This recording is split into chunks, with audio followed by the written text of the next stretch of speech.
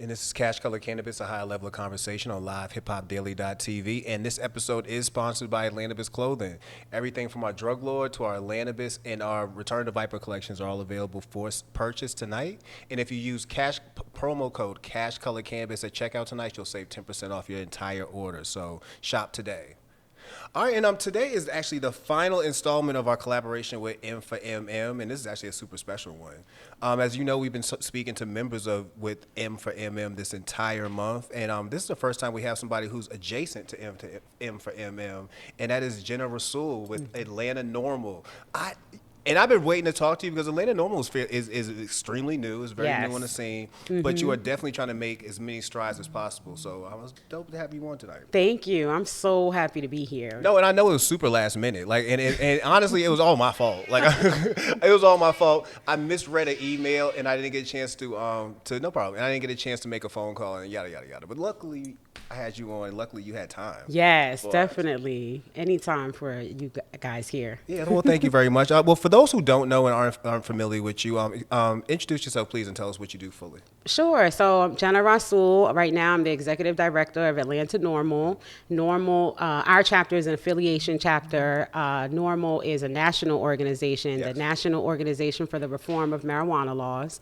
And so here in Atlanta, we have Peachtree. Well, in Georgia, we have Peachtree NORML, which I used to be a member of them. And we also have another organization that I believe Tiana came Georgia. here. Yes. Mm-hmm. And so, we felt that there was a need for people to speak to the Black, Brown, Indigenous community here, especially in Atlanta, where we're like such a large community. We're such a large group. And so Atlanta NORML was like, all right, we're going to do that. It makes sense. It makes total sense because, I'm very familiar with Peachtree NORML. Hey, Sharon Raver. Yes, that's my girl. hey, Sharon Raver. Sharon Raver is the godmother of all this, man. That's right. She's laid down a whole lot for what you're seeing right now. For those who don't know who Sharon Raver is, she is with Peachtree NORML. She's a major advocate in this state. Super major, yeah. Super firecracker, man. If you ever just meet her, her energy's amazing. I haven't seen awesome. Sharon in so long. I haven't either. I hope she's okay. With you bringing her up now, it's like I want to send her a message. Yeah, send her a message. Tell her Mecca said, hey, Sharon. I will. So prior to NORML and prior to jumping into this space over here, what were you doing? What were you doing before? So I've been doing a lot, but I consider myself a cannabis connoisseur. You can say it out loud. Because I know, place. Right? I gotta be. I'm a holistic health coach, and cannabis is my specialty. So I started out being a patient.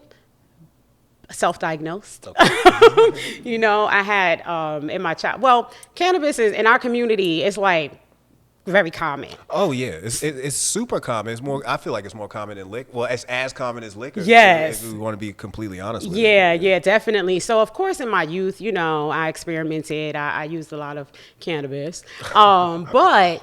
When I got older in my 20s, I started having panic attacks. And I thought I was going to die. And I went to the hospital twice. I remember thinking I was having a heart attack. And they were like, relax, it's a panic attack. And we have this medication that we could give you. And, you could see a therapist and be prescribed all these things. And at that point in time, I'm really very natural. I'm allergic to a lot of things. I don't take pills and things like that if I really don't have to. And so I decided at that time to really delve into cannabis, to use it to keep my anxiety at bay. And I've been really researching and exploring ever since. And so now, like I said, I'm like a cannabis connoisseur. I go to conferences and all types of things. And I want to say, I went to this conference 2 years ago in Florida, and it was a medical marijuana conference. And I'm like, I didn't realize it was going to be doctors, even though it was medical marijuana, duh. And it was rooms full of... I'm more shocked doctors were there. Actually. Yes, yeah. Well, they actually got I guess CPUs or whatever their extended credits are, for professional learning. And so, a lot of doctors, people aren't aware of this, but a lot of doctors have no knowledge at all about cannabis in terms of professional knowledge. And so they go to conferences in order to get the credits to be able to refer people for cards and things like that. So here I am, Black girl from the Bronx, with all of these white doctors. He's from the Bronx. I looked at her. The minute you said that. So yeah, there were all these white doctors, and I was like, okay, you know, I went to NYU, so NYU is not very black, so I'm used to being around white people and things like that. So that wasn't so uncomfortable. But I noticed is that they were asking questions that I knew all the answers to, and I wasn't on the panel.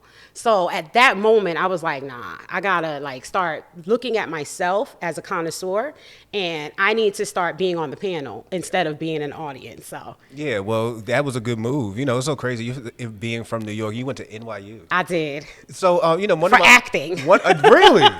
Let me tell you, one of my favorite New York moments, because I had a friend of mine who went to Tisch. I did. That's where I went to. She went to Tisch. She was from Spelman, and they had the whole little collaboration where she had a chance to go up there. So I went and kicked it with her one semester, and blew my mind, the NYU experience. Well, for one, the apartment they had her staying in, they said it was a replica of a real New York apartment. You open the door, it was about as big as the bathroom. Wow. You know what I'm saying? I believe it. And the selling point was they have a view of the Empire State Building. Now, in order to see this view, you got to get on a stand. You got to stand in the bathroom. Oh and you my got to God. look through this mirror that was a rectangle that wasn't even bigger than a shoebox. Yeah. And I'm like, this is the pure, and I'm from Boston, so I'm like, it's not like I don't know expensive and cramped up styles, but I'm like, man, I couldn't live like this, Yeah, man. it's $3,000 for a shoebox. Oh, no, I can't do it. Can't do it in New York, man, even with legal weed. Yeah. It's so funny that you mentioned that because last year, long story, but I won't tell it. I moved back to New York. I actually thought, you know, I've been in Georgia now maybe 14 years, but like I always had a nostalgia. Like, you know, I always be like, I could always go back home. And I actually went back home, and you see I'm back. So it lasted 8 months, but I actually like became a medical marijuana patient in New Jersey. And then when I moved back, they legalized it. I was like, what?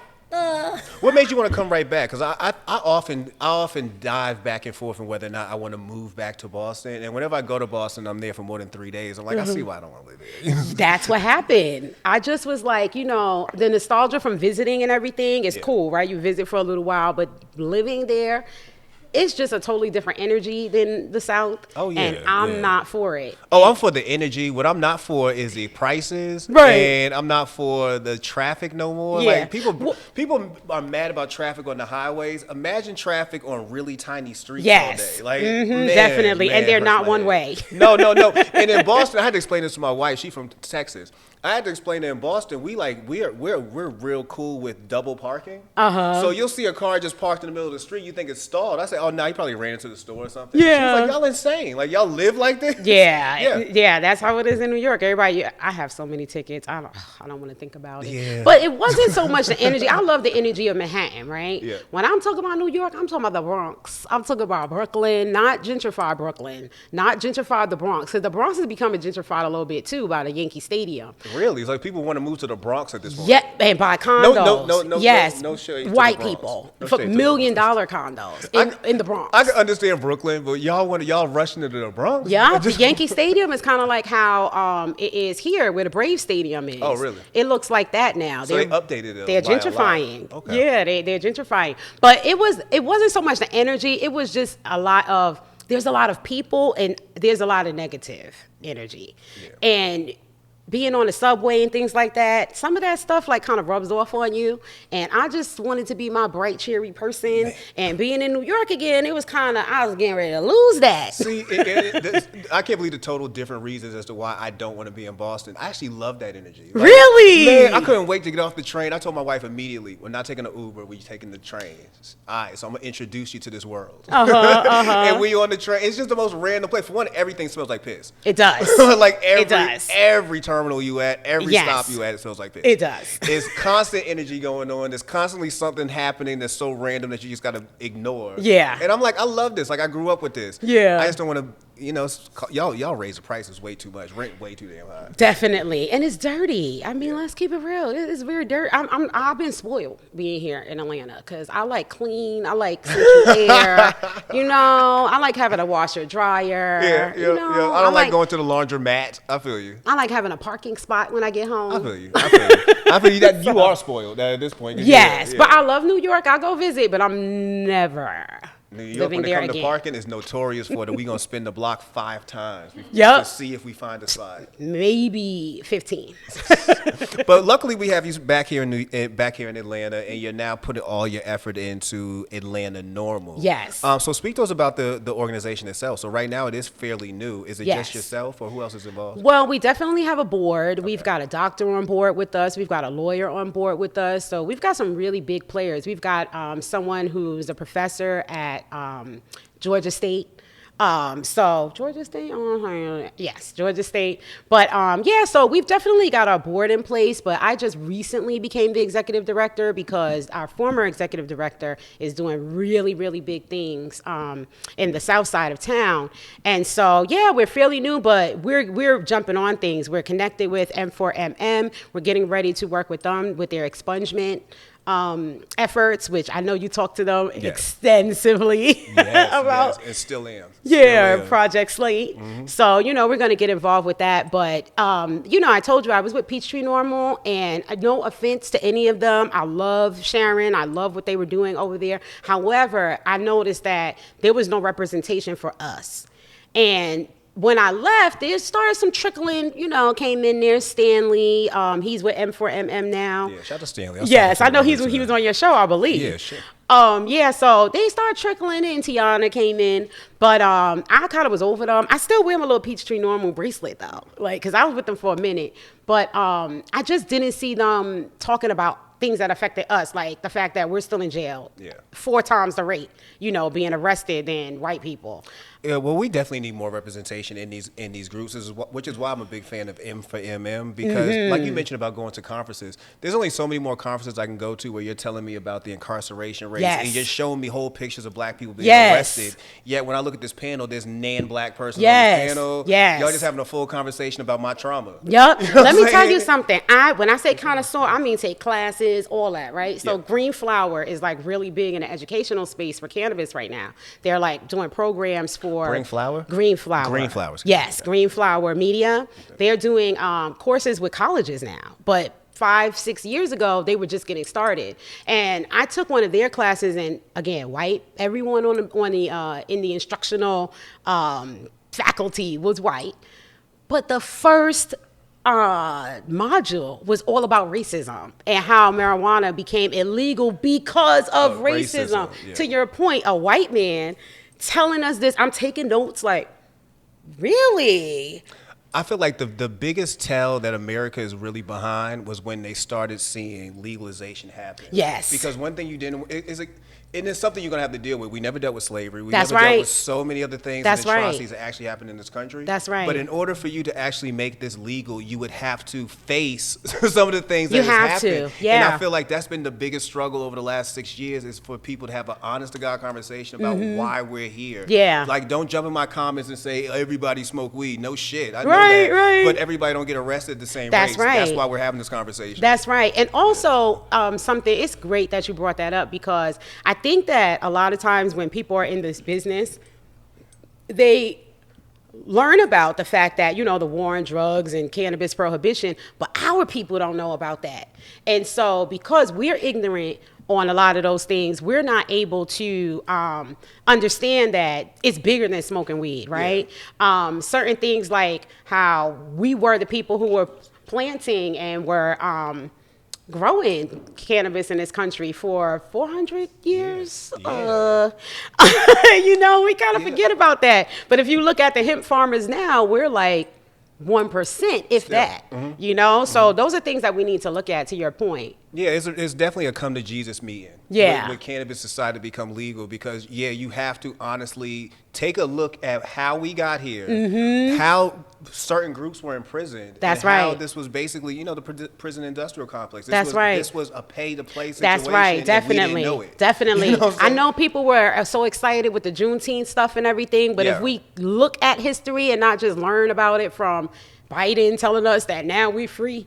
If we actually read about the history, then we'll know that all of this stuff is connected. Yes. And so to your point, at the end of slavery, they were like, oh, hey, what are we going to do now? But we also had issues with Texas and Mexicans and the Latino population.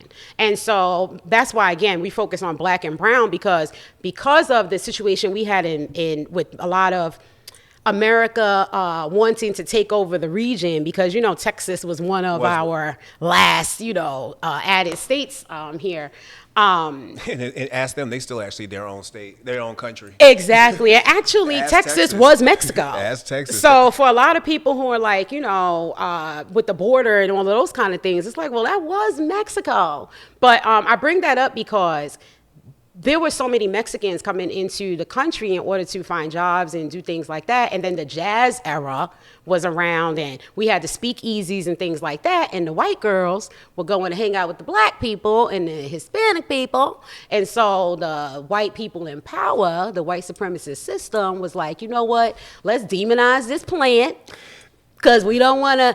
It's kind of like the same things going on today, right? The crazy part is the best way to deliver this story to people is in a drunk history format. Yes. Because all this happened and it's so ridiculous. But in order for me to really sell it to you, I probably had to be the super drunk to tell you this story so you could be like, nah, this didn't happen. Yep. Nah, this happened. Every bit of this happened. For real. And I'm telling you, to your point, when I saw white people telling me this, I was like, oh, how come I don't know this?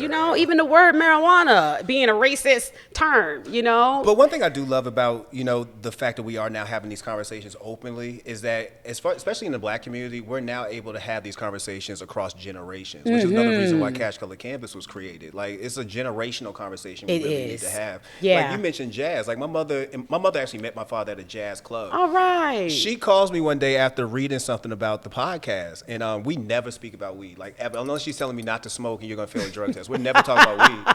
She calls me up and goes, hey, so I read your little story. She's a little story. I read your little story. That was good. And she starts going into this whole thing about jazz, how she used to love jazz. And then out the blue, she goes, so is that why they used to arrest Ray Charles and all that? because of the weed? I said, yes, that's right. That's right. Louis Armstrong. Yeah. These conversations are great for this aspect alone because it's allowing generations to now have a conversation about cannabis in a way we never had before. Where before it was just, I don't want you to smoke. Now it's like, all right, let's have a conversation. I know people used to smoke all day. Yeah. You know what I'm saying? And they used to use it for such and such reasons. Okay, we can talk about it now. Yeah, no, you're absolutely right. And talking about your mom, I'm not sure how old she is, but, it's important for us to know that cannabis for the, I don't want to call them elderly, but people of a certain age, I want to say over 60, it's like one of the fastest growing pain medications that they're actually using. Oh, it's cheaper. I would 100% do it if I was there. Yeah, especially some of the from hypertension and some of the stuff. Yeah, so I mean, like they're actually, I want to say it's like the growth in the senior citizens. That's what they're called. The senior citizen population is like 10 times every year. It's like 10 times growth. Yeah. And so it's important that you said that because, again, we don't know that in our community. And so I want us to have the knowledge so that we can be a part. We can play it, we can get off the medicine as well. Yeah. We can get into these businesses as well because white people getting into it, and they're benefiting. They're making billions of dollars right now. Yeah. And it's a shame because this is something that is in our history. It's in our DNA. It's something that our ancestors were doing. Yeah. And, we don't even know that. Yeah. So. Yeah. Well, it's great that we are having these conversations. Like I said, it's honestly a come to Jesus meeting for America. Like, yes. It's the one time where you can kind of kick slavery under the rug. You can kick a lot of stuff that actually happened in this country under the rug. Mm-hmm. But if you're going to legalize cannabis, then we all have to sit in a room discuss how we got here. That's right. You cannot pass go. That's right. And just keep going around the board. Yeah. Like, nah, we're going to stop. Yeah. We're going to stop and talk about this. I mean, I really love that you're saying that because, again, people ask me, why are you in this? Why are you, I'm an educator. People, when they think of cannabis, they think oftentimes we have that stigma of the pothead and the person who's lazy and sitting on the couch. And I'm like, no, we need to have these conversations because of exactly what you just said. Like, we need to be aware of what's happening because there is a reckoning coming. And I say that cannabis rights are actually human rights. Yes. It's not really about using whether you want to get high or don't get high. It's not really about that. It's about civil rights and it's about human rights. And this is my way to join the civil rights fight. Yeah. All right. And so this is a partnership that you are working with M for ML Yes. with their project Clean Slate. Speak to us about that and speak to us about the importance again about for expungement and why that's something that also needs to be a conversation. Yes. Well, a lot of people, and I know even in my family, all right, people think that because they have been convicted of cannabis crimes that they can't vote or they can't do certain things. And it's just not true in some cases. And so with Clean Slate, Project Clean Slate, what M4MM and Atlanta NORML and is doing is pairing up in order to, well, they're already doing it, right? But in Atlanta, we're going to join them. But basically, I want to say, I remember Danielle being here and talking about her being in Arizona, though, with Arizona NORML and something that happened. So NORML's kind of getting in on the scene. But what it is that we go into neighborhoods where our people are, and we offer them services where if they have cannabis convictions, we'll help pair them up with lawyers and people who can actually help them for free get these things taken off their record. So that they can actually live a better life, because sometimes those convictions keep people from getting work, from getting apartments, from getting cars, loans, all kinds of things. And lack of knowledge of how you can get this off your record. That's really right. keeps you in all those spaces. That's because right. We mentioned last week, even with, the week prior with me and Danielle, the issues that people have with voting. Like so many people Yes. on probation actually could vote. That's you know right. What I mean? That's right. And have to be explained that. That's like, you know right. What I mean? And again, so we need to have these kind of conversations because there are a lot of people who aren't paying attention, or most of their media comes down a timeline. Yes. Yes, definitely. I wanted to say that Atlanta NORML is also going to be getting involved with voter registration too, so that we can conquer some of the things you just talked about with getting us registered to vote, and not just voting in the big elections, but voting in our local elections as well. Yeah, well, that is amazing. So, speak to us a little bit more about yourself. Now, I know you are currently pursuing a PhD in holistic life I coaching. am, yes, and I'm a minister, but it's not a minister like the church folk. I grew up in Islamic culture. My parents are Muslim. My mom's a judge, actually. So when you were talking about your mom and she called you and was like, oh, I saw your little piece or whatever. My mom actually sat in on a workshop. And now she was a lawyer at the time, but now she's a judge. And so that really actually opened her eyes up for people who are coming into her courthouse. But yeah, so I got into holistic wellness. Again, I started doing a lot of things in order to make myself better, evolve myself.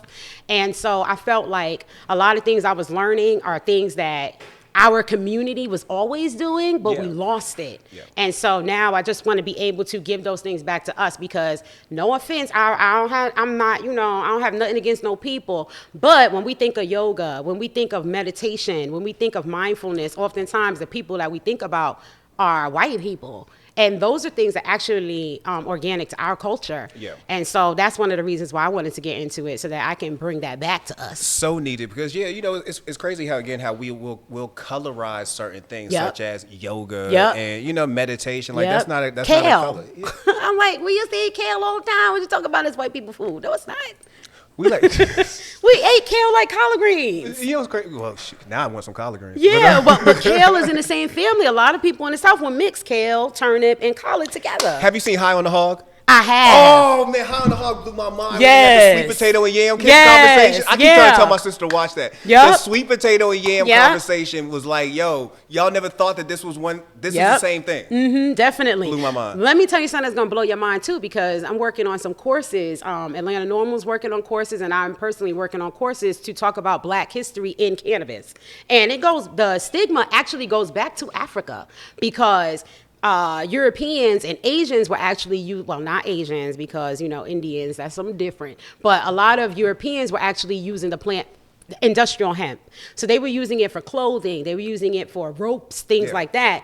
However, on the continent of Africa, they were actually using it to smoke. They actually are the first people to create the first pipes and the first water bongs and things like that. So there's a lot of history there when it comes to even why smoking is stigmatized, because now you hear people talking a lot about CBD and these things, and there's a reason why people are still talking about hemp in that way and demonizing marijuana, and it has to do with race, and a lot of it stems back to Africa.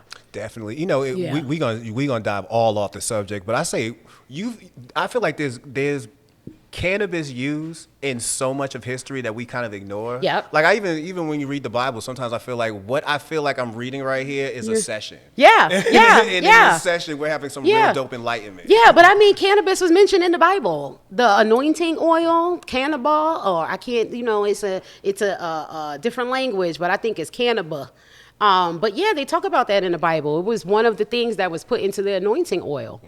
So, you know, it's important that organizations such as yourself and M4MM do collaborate from time to time. Yeah, there's no competition here at all. In fact, Georgia Hemp Association, Harris and Associates, Shout out to them, man. Yeah, we're all getting together. I'm really trying to get our organization working with them, because without unity, we won't have anything at all. I was just thinking about Harris and Associates. Shout out to Coach. And shout out Yes, to I love them. Because I gotta go to Vegas soon. We going for MJ Biz. It's Yes, like, yes, they're gonna be out there. Girl, last year I went down there with Coach and them, and that was the most craziest 24-hour experience. And just hanging out with Coach, like for real. Like I remember at one point I wanted to go to sleep, and I realized Coach is up at 3 a.m. having a full lobbyist conversation with a bunch of people smoking weed in That's his apartment. right. Yep. I love Coach. Let me tell you something interesting about Coach.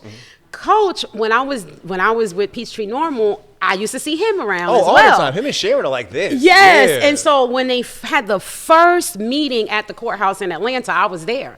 And Coach was there. And Coach pulled me to the side, and he told me how he was getting ready to start, or he was starting Georgia Hemp Association and all of those kind of things. And I was like, okay. And then, you know, I faded away from Peachtree NORML. And then now that I'm with Atlanta NORML, Coach was there at something I was at. I went to one of their events. And he like welcomed me with open arms, and he remembered me and everything. So I thought that was super dope. He's super cool. Man, Coach Alexis is super cool. Coach's roots are so deep in this. Like I remember the very first time I met Coach, we were here for Alan Peak. Alan Peak had introduced the first MMJ bill. Yes. And we were all in the state capitol, and literally it was the moment where I don't know what kind of high school you went to. I graduated from a high school that was primarily white. So literally, I was the one black dude in my class. Okay. Like my sister would joke. She said when I went to graduation, it was the first time I could say there's a black person. Oh my goodness. But at the state capitol, that was the first time I walked in that room. And I was like, me, yo, Coach. 3 black people. Yeah, You know yeah, what I'm yep. saying? 3 black folks, and that was 2015, man. Yep, Crazy. yeah. That's when I met Coach. Yeah, you know, that's what made me think about it. Like maybe it was the same time, because I swear when I was in that room, you could look around the whole. I was looking for black people. Yep. Like I go through those modes sometimes. So again, growing up in Boston, you start getting into rooms like where the black folks at. Yep. You know what I'm saying? Definitely, and we always search each other out. Always. Anyway. Always. We need to have like a sign or something like, ooh. Yeah. You know what I'm saying? Like you see black people in the room. In New York is your. We kind of got them. Look, we should start doing that when we go to conferences. Like when you're looking for black people, yeah. Exactly. Everybody will know what that is. Know what it is.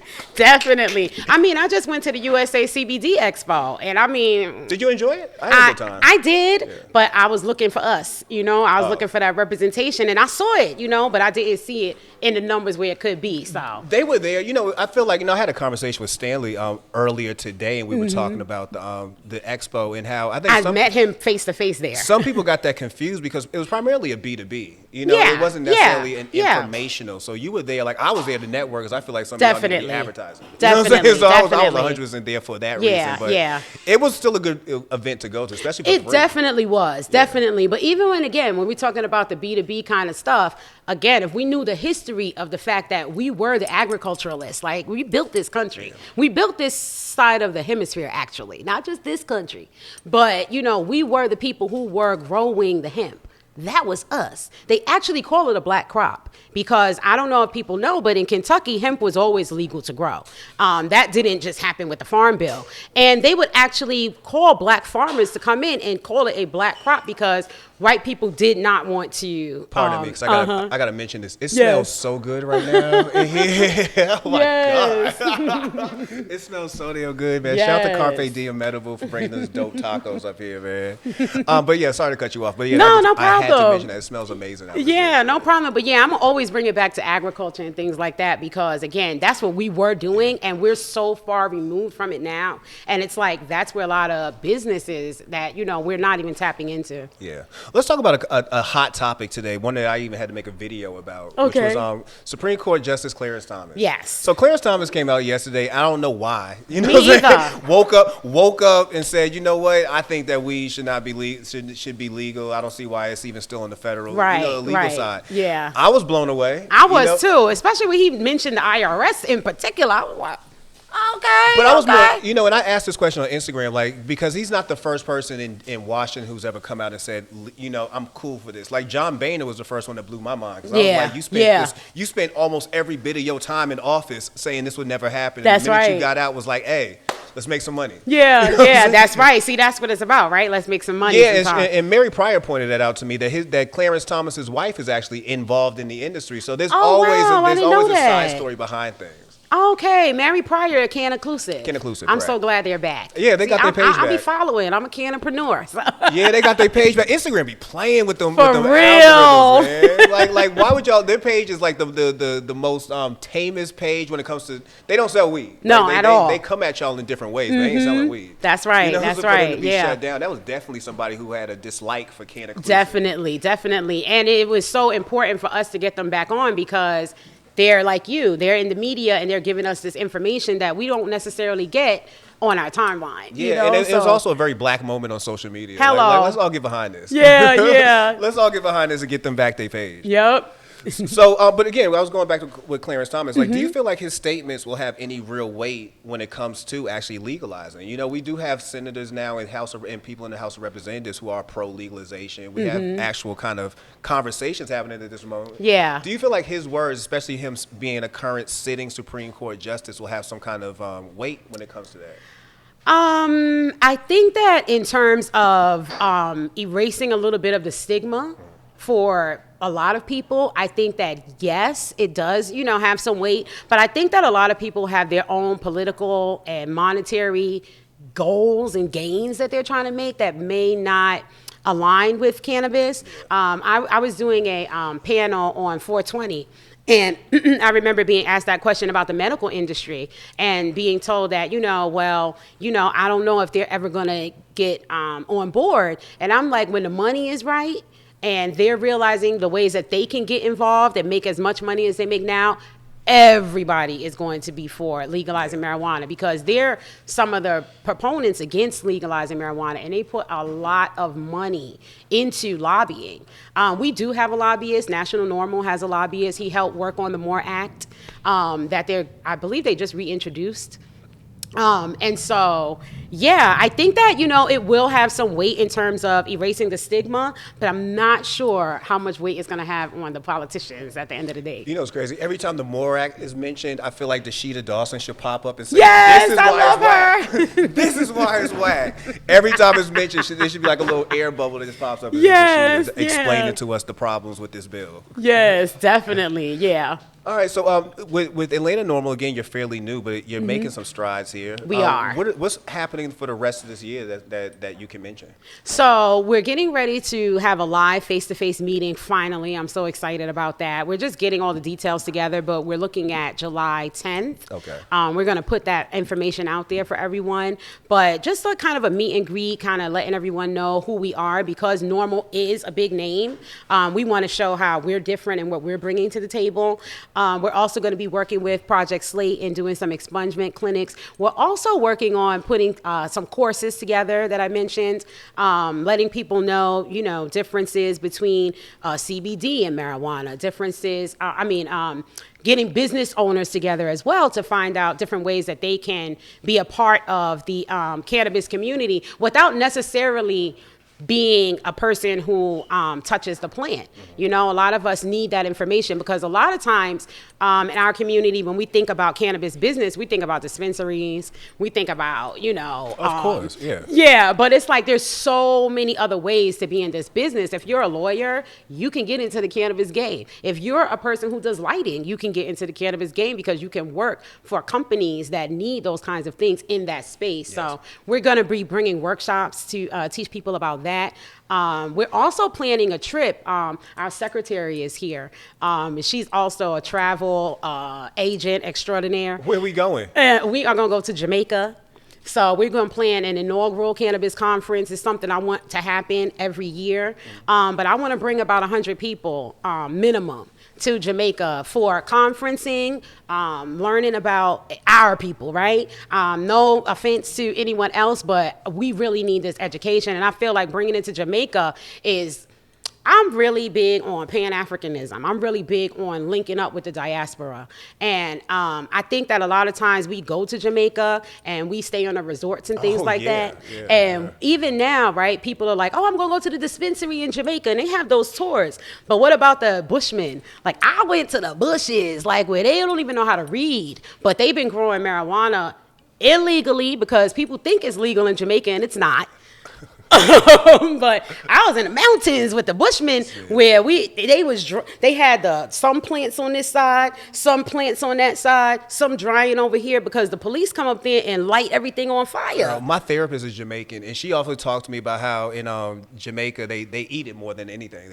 She said they eat the plant. They don't smoke it. Definitely. Well, depends. You know, the Rastaman. You know. Oh, I know it depends. I know it depends. I saw Snoop Lyon's documentary. Yes. Like, Daz passed out smoking weed in Jamaica. Like, yes, chill out. Yeah. And you know what's interesting, right? Is that here we don't want no mids, right? Oh, no mids. He ain't doing no mids. But like when you go to Jamaica, if you're not going to a dispensary, which I've never been to a dispensary in Jamaica, I'm a go just for the experience. But I've been on the yard, and so like that's what they growing. They outside, they growing that backyard boogie. That's what we call it up north. That backyard boogie. But that stuff puts you out.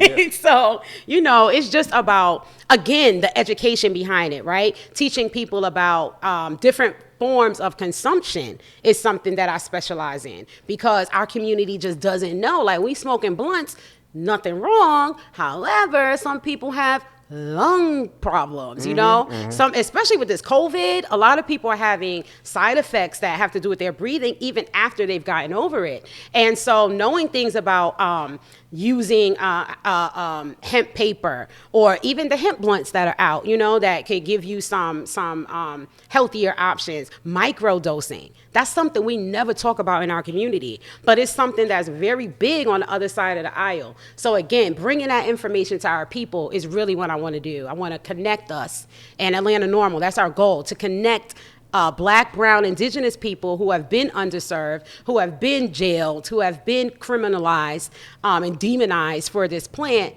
I want to bring the information that's on that other side that we might not have the access to us. I believe it, and please invite me to Jamaica. I just now renewed my passport. All right. It was the longest, most. I almost want to write a movie about it. Like how much I had to go through to get this. For one, they sent me a passport. Let me tell y'all. For one, they sent me a passport card.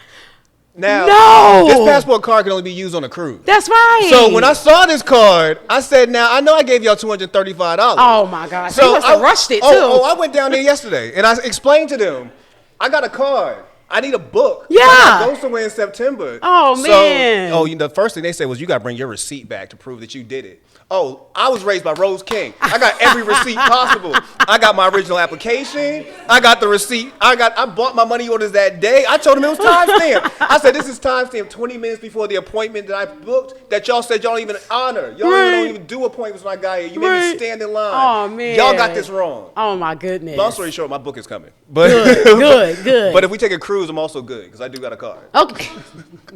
I do got a passport card. I don't want it, but I most certainly got a passport card. Yeah. Well, I definitely want us to fly over there just because I want us to experience the people. I want us to have our fun on a resort and all that, but I want us to really go in and deal with the people because they waiting for us down there. Oh, they waiting for us. And you know what else, too? Before we go, make sure y'all watch How to Find a Smuggler Okay. on National Geographic. Okay. Because my wife mad at this too. I be preparing to get into it with somebody. I'm preparing to get into it with somebody at customs. They go through all your shit. They can randomly pick you. I have all these debates and arguments in my head because I've been watching this show. Like, yo, I'm gonna eat them, dog. Like, come forward. I might have some shit on me, but we still gonna have this argument. Yeah, well, they always, randomly select me. So before it was because of my name, because I got the Muslim name. So maybe she a terrorist. And then now I got locks. Come from Jamaica. They pat my hair down. Look, all that. I felt that way. I was like, well, I get targeted, because of the whole CashColorCannabis thing. Like, I don't know if people know that, but I want to walk in the airport and somebody be like, yo, it's him. You know what I'm saying?